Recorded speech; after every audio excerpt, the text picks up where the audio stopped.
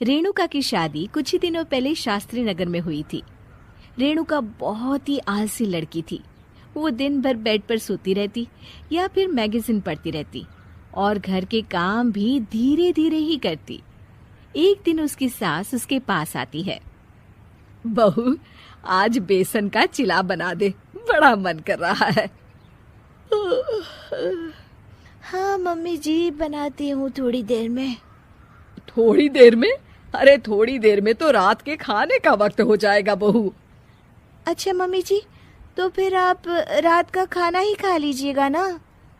हे भगवान, कैसी आलसी बहू मिली है मुझे, हर काम को बस टालती ही रहती है।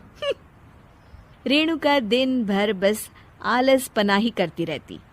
एक बार रात के खाने पर सब बैठे हैं तो रेणुका का पति कहता है, अरे ये क्या, आज फिर से करेला? रेणुका, हफ्ते में तीसरी बार ऐसा हुआ है कि करेला बन रहा है। कुछ भी बना लिया करो।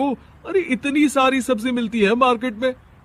हाँ, पर अब कौन मार्केट जाए और सब्जी लेकर आए, इसीलिए जो था घर पर वही बना दिया।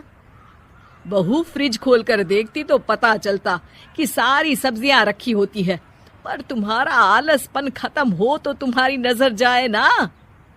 विशाल कमरे में आकर रेणुका से पूछता है, रेणुका, मैंने कहा था तुमसे कि मेरे लिए रुमाल ले आना। मेरे सारे रुमाल खराब हो गए हैं। तुम ले आई क्या? आज नहीं गई, कल ले आऊंगी। ओफो, पिछले 4 दिनों से मैं यही सुन रहा हूँ। बिना रुमाल के ऑफिस जाना पड़ रहा है। तुम तो बहुत ही आलसी होती जा रही हो रेणुका। आपको रुमाल की जरूरत है ना, तो खुद ही खरीद लीजिए ना। हाँ, अब वही करूंगा। तुम्हारे भरोसे बैठा रहा तो कुछ नहीं होगा। एक दिन दरवाजे पर बेल बज रही होती है और रेणुका सोफे पर बैठी होती है, पर आलस में दरवाजा खोलती ही नहीं। अरे बहू, कितनी देर से बेल बज रही है? क्या कानों में रुई डालकर बैठी हो जो सुनाई नहीं दे रही बेल? मम्मी जी, अब आप आ ही गई हैं तो आप ही खोल दीजिए ना दरवाजा। क्यों मुझे ताना मारकर और देर कर रही हैं? अरे वाह, उल्टा चोर को तवाल को डांटे। सास दरवाजा खोलती है तो उसकी पड़ोसन दरवाजे पर खड़ी होती है। दरवाजा खोलने में इतनी देर क्यों हो गई? सब सो गए थे क्या? और ये भी कोई वक्त है क्या सोने का? हाँ? अरे नहीं नहीं, ऐसी कोई बात नहीं है। आइए आइए, आप लोग अंदर आइए। ओफो, इन सबको भी अभी आना था। अब मम्मी जी लगा देंगी मेरी ड्यूटी किचन में। बहू पकोड़े तल दे, बहू चाय बना दे। अरे बहू, सो गई क्या? कब से आवाज दे रही हूँ, जा चाय बना कर लिया। हाँ मम्मी जी, अभी जाती हूँ थोड़ी देर में। सास रेणुका को आंख दिखाती है। मतलब थोड़ी ही देर लगेगी चाय बनाने में, अभी ले आती हूँ, बस झटपट। रेणुका रसोई में जाती है और इसी आलसीपन में वो चीनी की जगह नमक डाल देती है। जैसे ही सब चाय का घूंट भरते हैं, चाय थूक देते हैं। थू थू थू थू, ये कैसी चाय बनाई है तूने रेणुका? इसमें तो सारा नमक भरा है। हाँ, और ये पकोड़े, इसमें इतनी मिर्च है कि मेरी तो हालत ही खराब हो गई खाकर।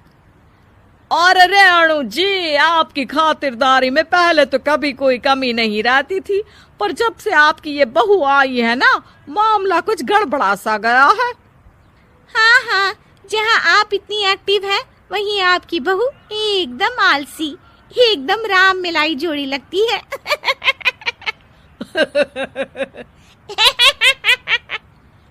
अच्छा जी, चलते हैं अब। नमक वाली चाय पिलाने के लिए बहुत बहुत शुक्रिया। सब वहां से चले जाते हैं। अरे तूने तो मेरी नाक ही कटा दी बहू।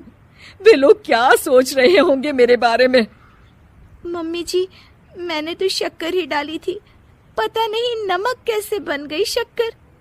शक्कर नमक नहीं बना बहू रानी, तुम्हारा ये जो आलसपना है ना, ये उसी का नतीजा है। सॉरी मम्मी जी, अब मैं ये आलसपन छोड़कर सारे काम अच्छे से मन लगाकर करूंगी।